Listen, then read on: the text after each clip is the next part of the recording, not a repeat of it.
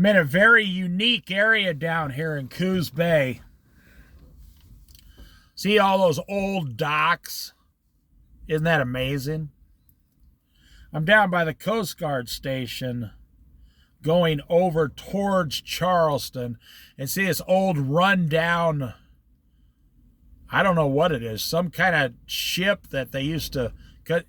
It looks like an old restaurant or so. I don't know what they used it for. But it's not like a ship. It's not a fishing ship. It's more like a people ship.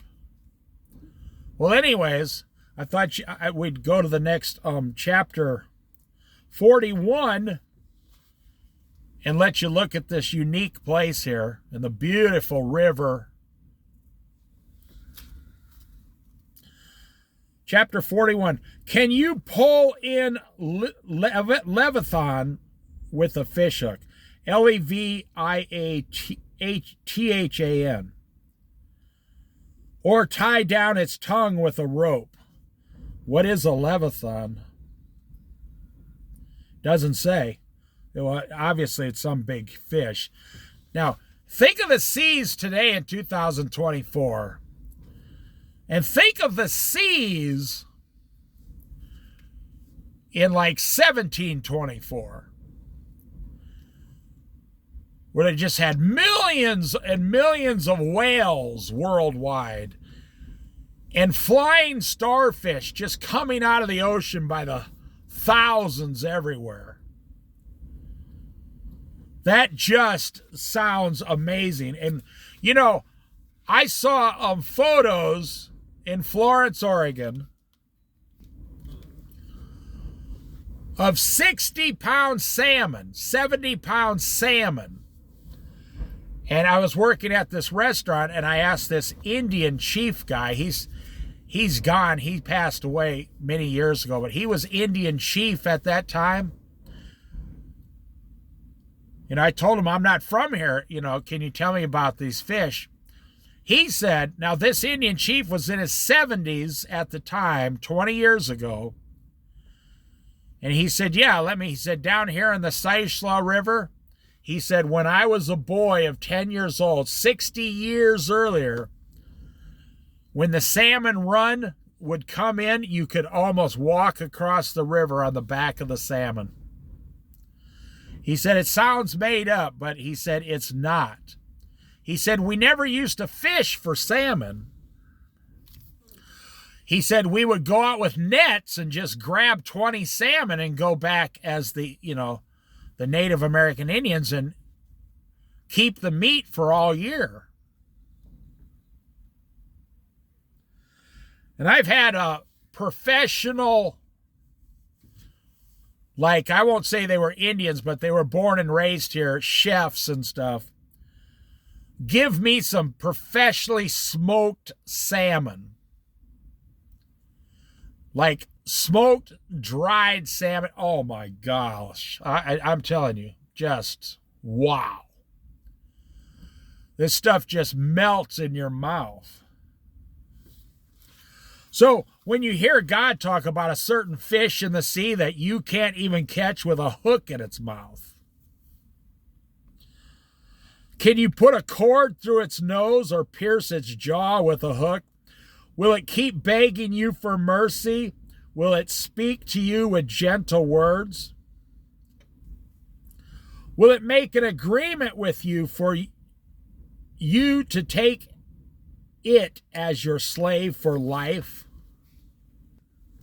No, only men do that. Only men beg to become a slave so you won't kill them. I'm not talking about black people from Africa who were forced into slavery. That's not what I'm talking about. I'm talking about in the Old Testament during wartime. If your side was losing, they would take you as a prisoner, and then, now only the Jews really did this, then they would make you a slave for life instead of killing you so you could keep living. And it wasn't that bad of a life. I mean, you were the lowest rung in society. However, you were still alive. You still had a family. You still had food. You still had a place to live. You just had to work for the people that won the battle or the war. But God is saying here, an animal will not do that. An animal will not offer you, let me be your slave. No, an animal will try to kill you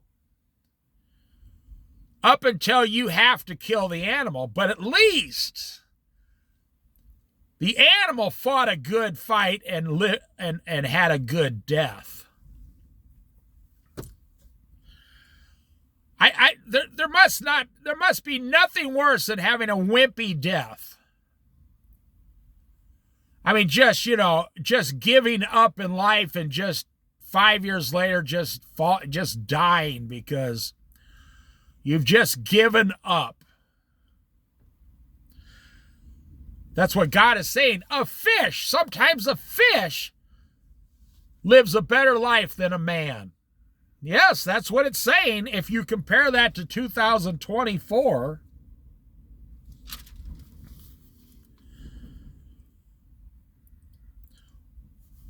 can you make a pet of it like a bird or put it on a leash for a young woman in your house, for the young woman in your house? You know, it's kind of sad. I think having a dog or a cat is kind of sad. Now, I know a lot of you don't like that, but a dog is supposed to be like a coyote or a wolf or a wild dog that hunts and all kinds of things. But what do we do? I mean, most people just leave their dog home all day long by itself. Or a cat, they just leave the cat all the time. Cats were never, these things are never supposed to be domesticated.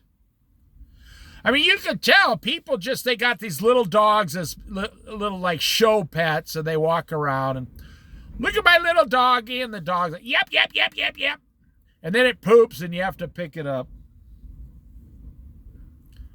You telling me that was God's plan for that animal's life? No. But in this modern day thing, we rescue animals. Oh, we're doing the animal a favor by rescuing it. Well, you're not looking at it from the animal's point of view. But that animal has been domesticated for so many generations, it doesn't know any better now. If you took your dog or cat out to the wilderness, it would never survive on its own. But that wasn't God's original intention, to bring animals into the house. You look on YouTube and some people have leopards, pet tigers, pet lions. That's not God's original intention. That's modern man's folly, in my opinion. Will traders barter for it? Will they divide it up among merchants? No. I mean, someone trying to trade you for something good doesn't want a wild animal trying to kill them every day.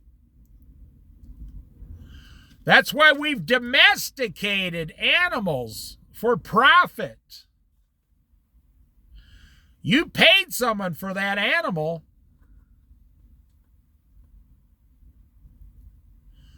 I always find it funny when we are trying to force people to have abortions, but we will not allow animals to take medication to sterilize them so we don't have this problem anymore. You think it's okay to abort a baby, and you think it's horrific to not allow an animal to have babies. You think about it. I mean, that's what's happening in our society right now.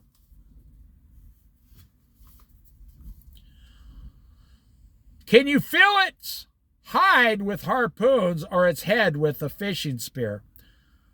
There's some kind of huge animal up here. He might be talking about a whale or something. If you lay a hand on it, you will remember the struggle and never do it again. Wow. I'd really like to know what kind of animal this was. I'm sure you can look it up on Google or something. Leviathan. Leviathan or Leviathan Sounds like an enormous animal in the ocean. If you lay a hand on it, you will remember to never do that again. Wow. Have you ever seen, I mean, most people are raised in towns now. I was raised on a farm. I've seen wild skunks. A skunk will leave you alone if you stand still and just let it go about its business and you walk in the opposite direction. A skunk will not spray you or do nothing to you. I've seen wild badgers. Yes, in Iowa they have badgers that dig holes in the ground. And it all depends on what kind of mood the badger's in. And when you have a BB gun, you're not going to kill a skunk. You shoot a skunk with a BB gun, you're going to get sprayed and you're going to smell for a week. You think pepper spray's bad, try a skunk full on in your face. You won't be able to see for 3 days.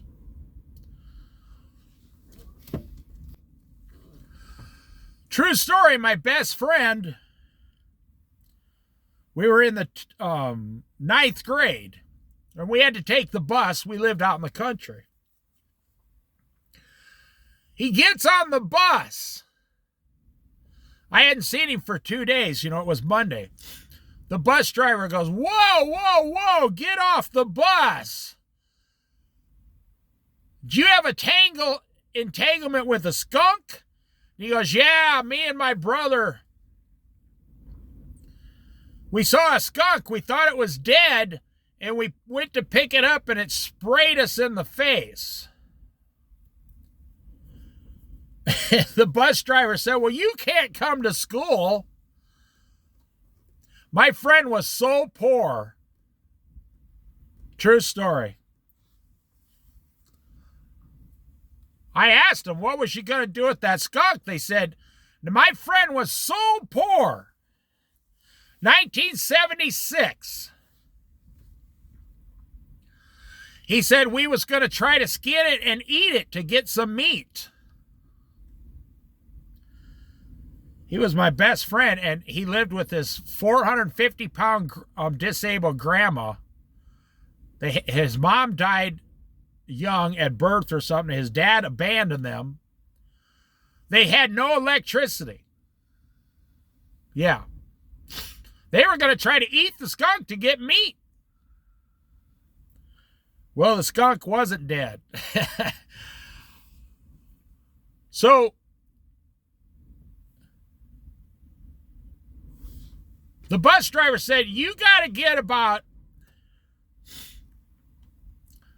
3 or 4 gallons of tomato juice and put it in a bathtub with some water and soak in that for like 2 hours to get that smell off you. Well, my friend was poor. They had no car, no way to buy tomato juice.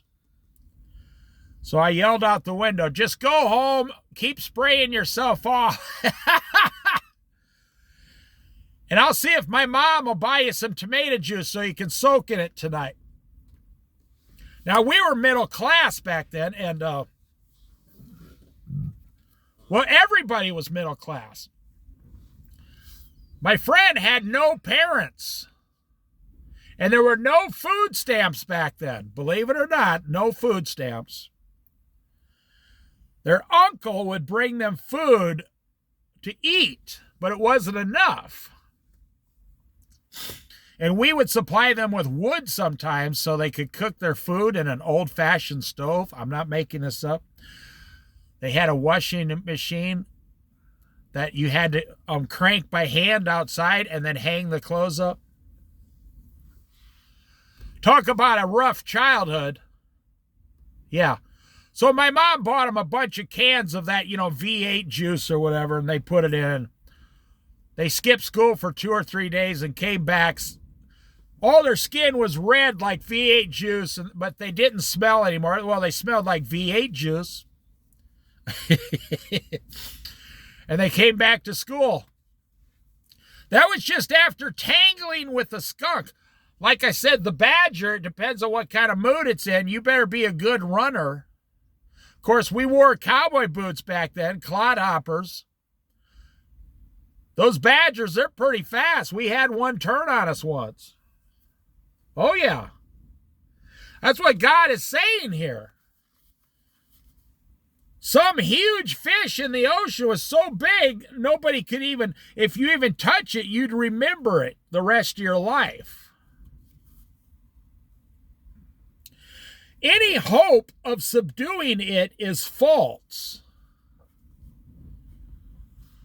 You know, why did God make some animals 100 times more powerful than any man?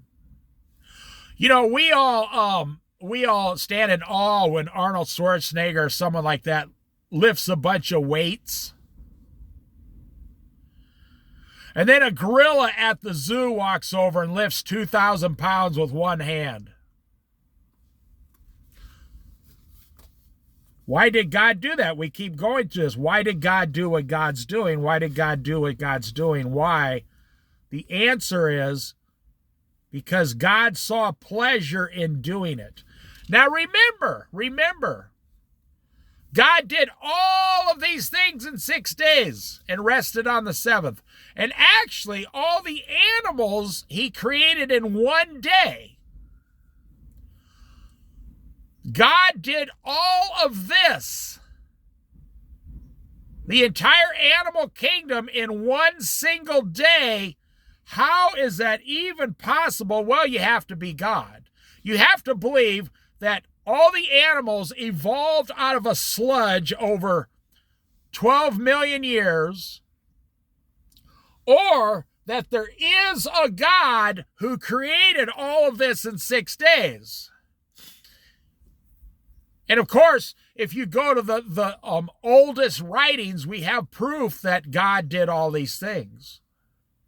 If you read the Bible, we have proof that the great flood occurred, all these things occurred. We have proof that there was a Tower of Babel. We have proof of Mount Sinai. We have proof of all these things. There is no proof of evolution. None whatsoever. I'll throw one at you that you're not going to like. What about gravity? So just read the story.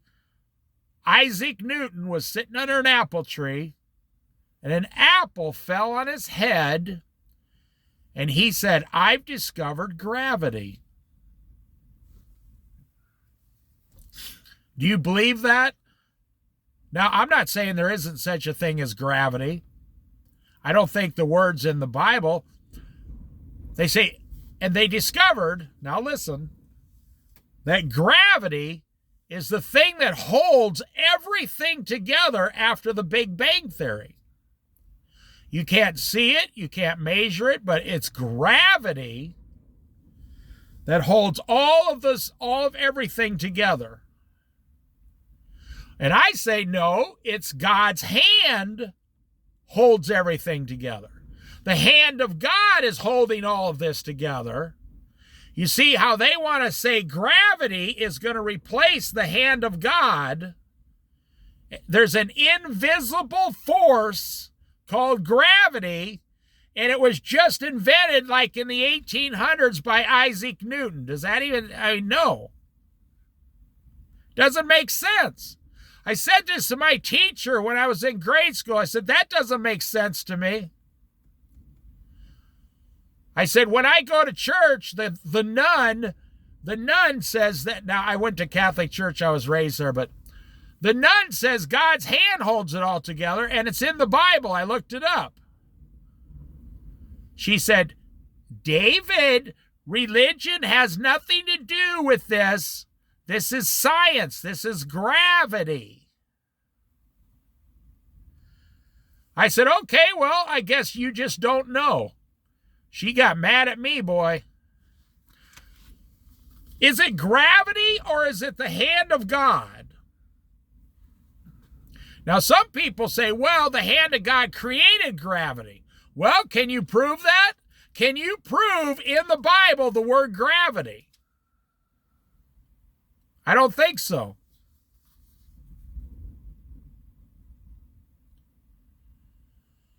Any hope of subduing this animal is false.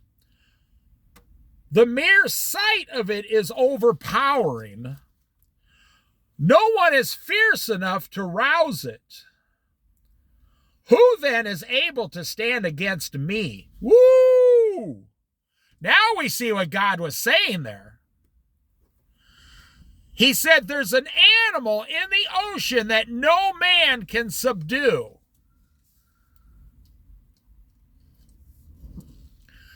And then he asked the question, who then on the earth is able to stand against me, God?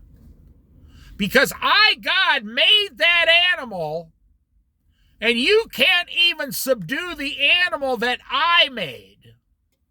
So how are you going to subdue me, the creator of those animals, those powerful animals? You could say the same about an angel. You don't, as a man, you cannot subdue an angel. And God created the angel. So who's more powerful, the animal or God? Who's more powerful, the angel or God? And this is something that Satan discovered.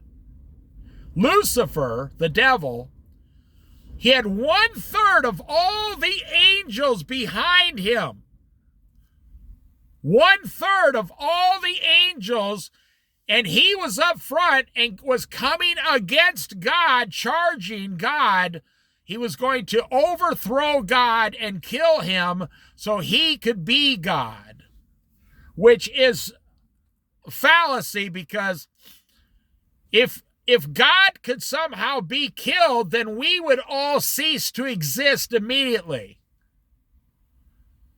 It'd be like your TV's going, but you're going to charge against the electrical outlet and destroy it, but then the TV would stop also. Satan is going to charge against God and try to destroy him.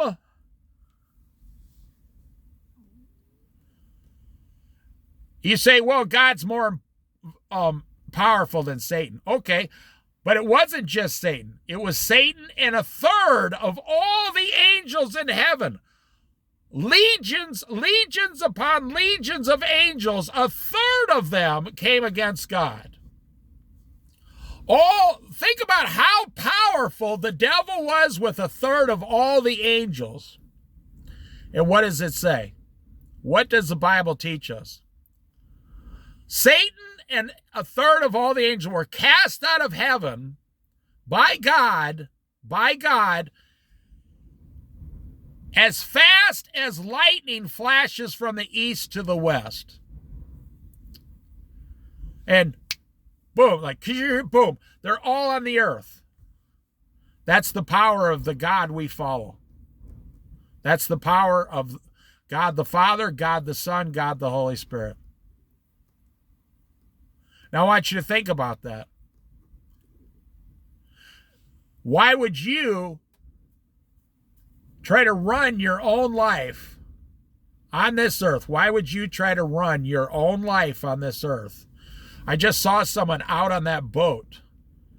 There's someone on that boat working or looking at something.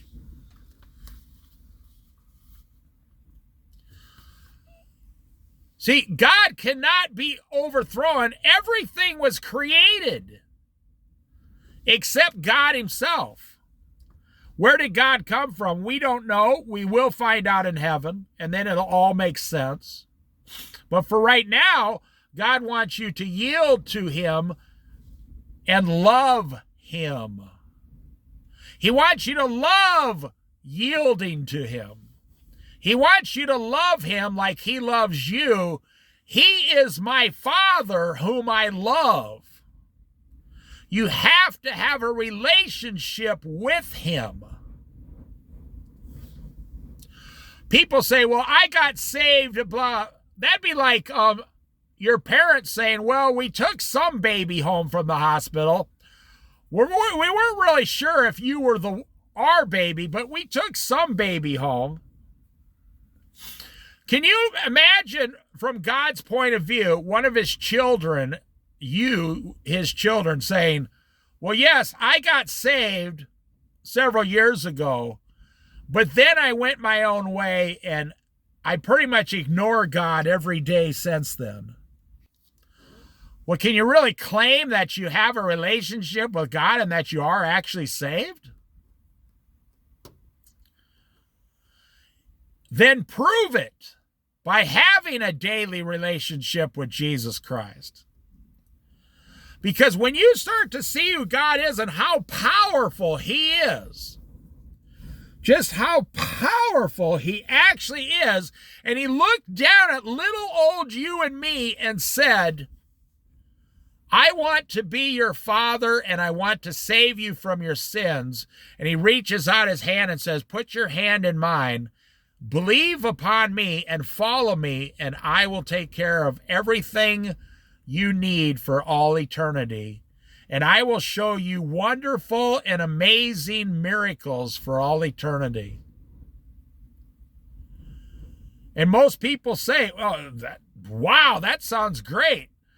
I just can't, I do believe in you, Lord, but right now I got to go to work and I got to buy a new dress and I got to go to that party this weekend.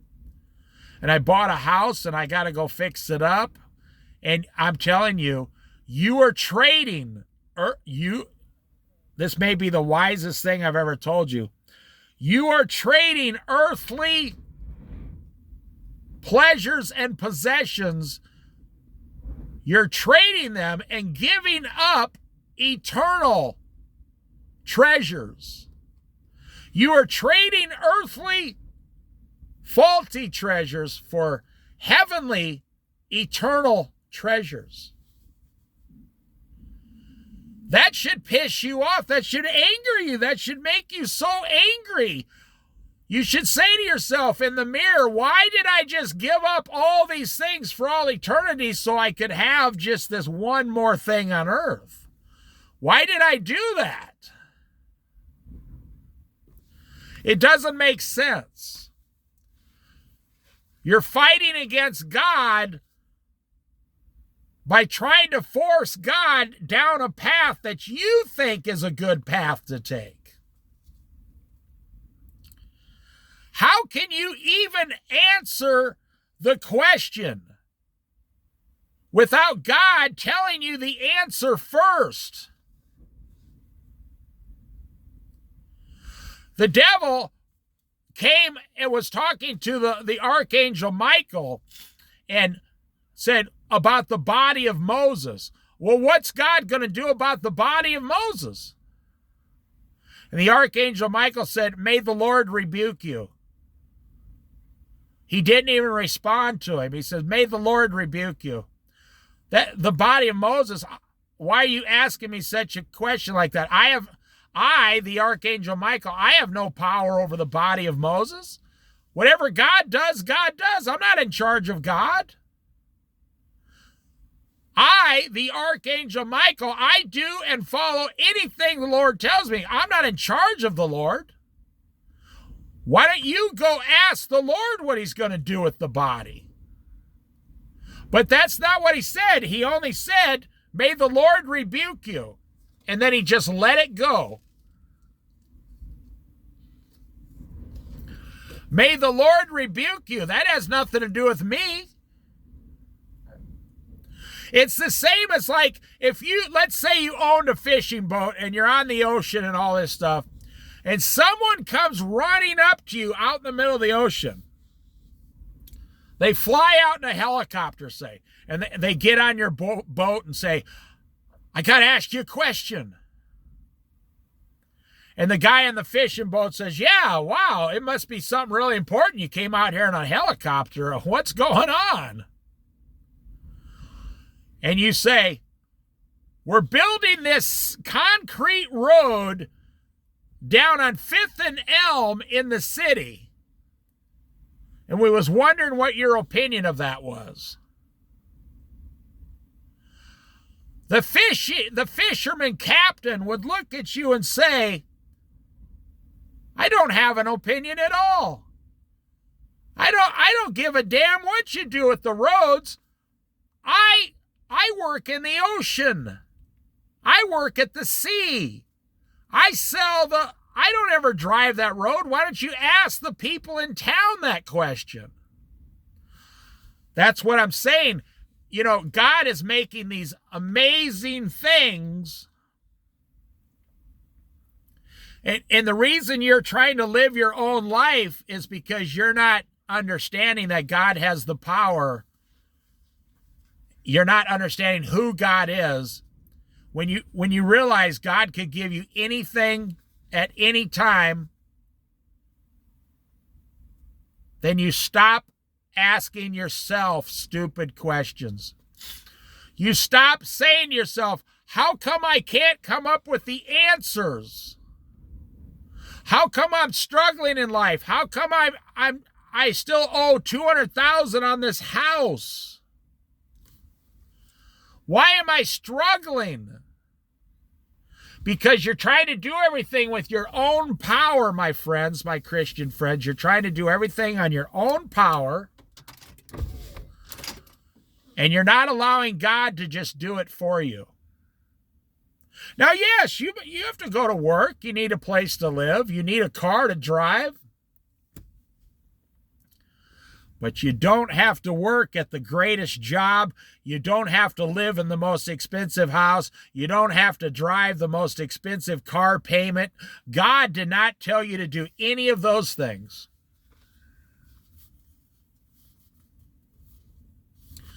And today's Easter Sunday, so tomorrow's Monday. And I'm going to watch everybody on the highway go up and down the highway, heading for those tall buildings in the city, trying to claw your way to the top floor of the building, getting ahead, stepping on the top forehead of the man below you, trying to climb the ladder. It never changes. Like they throw out a bunch of dried biscuits, at your corporate office, and everybody's fighting over to get the most biscuits. And Jesus is saying to you, why are you eating those dried biscuits? Why don't you come over here with me, and I will give you some nice biscuits and gravy with some goat's milk and some cheese, and you will love it. But you're in the corporate office fighting over those dried biscuits. Those people down there on the boat. See, they're on a boat.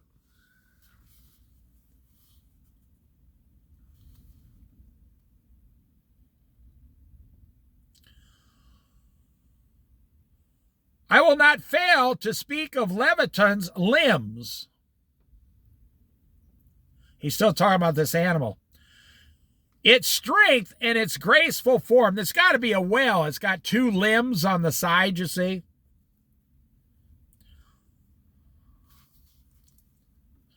Who dares to open the doors of its mouth, ringed about with fearsome teeth? Yeah, that sounds like a whale. It could be a shark. It could be a shark. Its back has rows of shields. That sounds like a shark, really. Some kind of prehistoric shark. And if you try to... Well, we got YouTube videos today, even at people who catch a shark and put it with a huge hook and put it on the boat. The shark proceeds to tear the entire boat to smithereens. The shark is going back and forth. That's what it said. If you try to lay hands on it, you will remember it and never do it again. You got people going out in the ocean on these 15-foot boats, and they catch a shark by mistake and pull it aboard, and the thing starts to destroy the chairs, the fishing rods, everything on the deck of the boat is being destroyed. And no one can grab the shark to get it out of there. But the only thing you could do is take a shotgun and shoot it 3 or 4 times to, stop the chaos. Each is so close to the next, talking about the teeth, that no air can pass between them.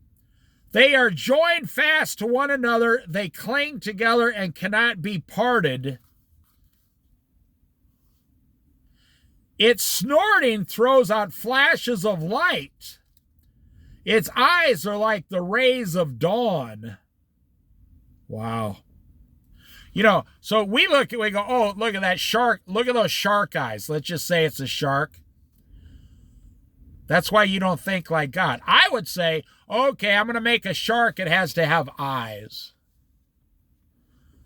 But the Lord, whatever animal this is, says, I'm going to make this animal and make its eyes like the rays of dawn. See, it's just very clear. You don't think like God. God doesn't think like you. The only logical thing to do, the only logical conclusion is to just yield to how God thinks. And that is why the Holy Bible is the most important book for a Christian on the earth. I'm amazed how many of you will read stupid books from the library over and over and over and over, and you'll never read the Bible. I know a guy who reads, he calls it a book a week. He reads 50 books from the library, one a week, 50 books a year. I said, have you ever read the Bible? He says, no, the Bible, that's nonsense. I wouldn't waste my time on that fairy tale. But over 10 years, he's read over 500 books out of the library. He can't even remember 10% of what he's read. But the greatest book ever written, he won't ever read it. That's because the devil is telling this person, you keep going to the library, it'll make you smarter and wiser. And whatever you do, don't ever read that Christian Bible.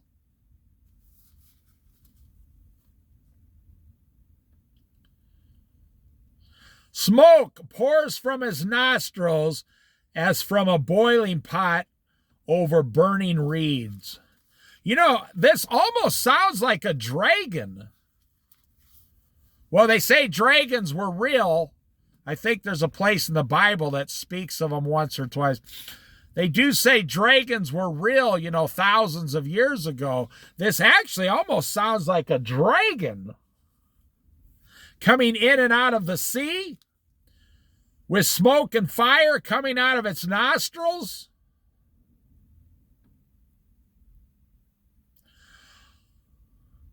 Its breath sets coals ablaze. This sounds exactly like a dragon now that I look at it. And flames dart from its mouth. Strength resides in its neck. Dismay goes before it. And folds of its flesh are tightly jointed. They are firm and immovable. Its chest is hard as rock, hard as a lower millstone. This sounds exactly like a dragon. When it rises up, the mighty are terrified. This sounds like a dragon to me. You realize the Bible is describing a dragon here. They retreat before its thrashing. The sword that reaches it has no effect. Well, there used to be dinosaurs. There used to be recorded unicorns. Now, what is a unicorn? Not the Hollywood unicorn that flies around magically. No, it was just a horse with a horn coming out of it. That was it.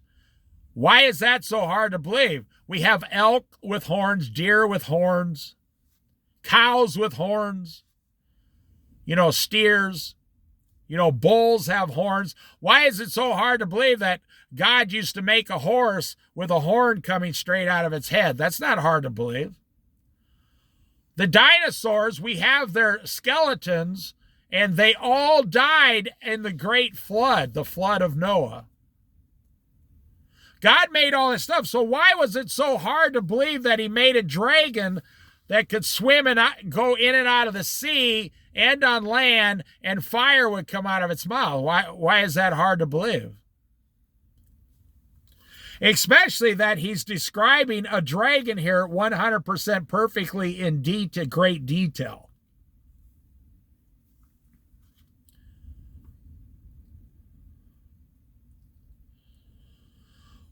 When it rises up, the mighty are terrified. They retreat before its thrashing.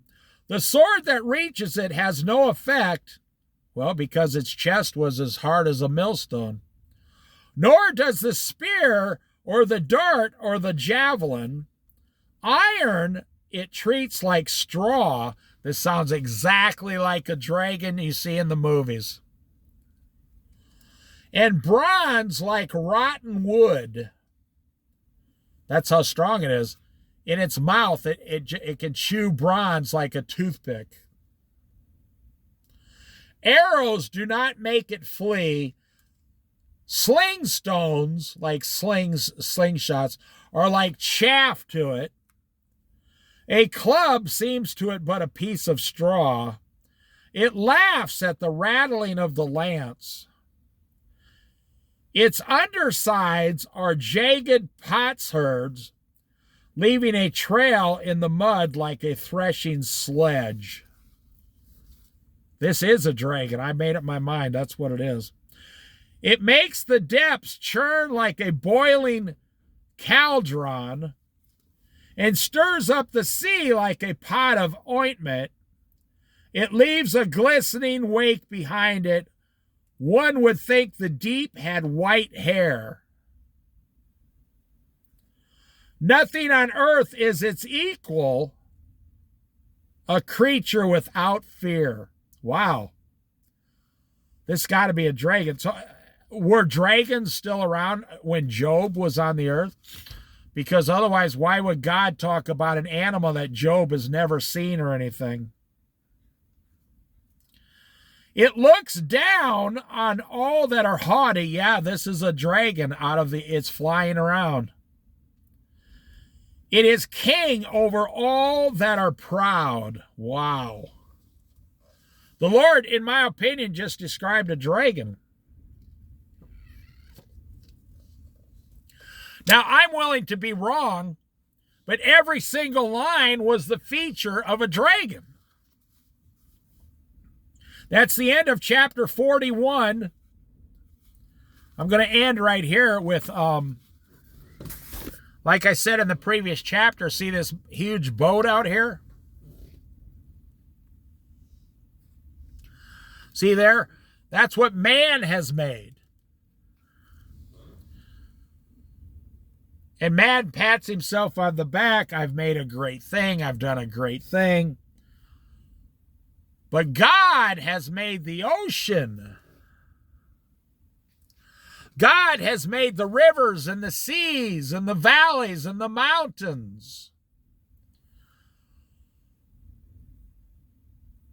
And God has made the dragon, apparently. And you can see why God took the dragons away, because you imagine going to work, down the interstate, and a couple dragons come up and start setting everybody on fire. So the moral of the story is we're seeing here, why would you follow yourself ever? Why would you ever follow yourself? When God is asking you to follow him and his wisdom and his ability. Why would you say no to an offer like that? It doesn't make any sense.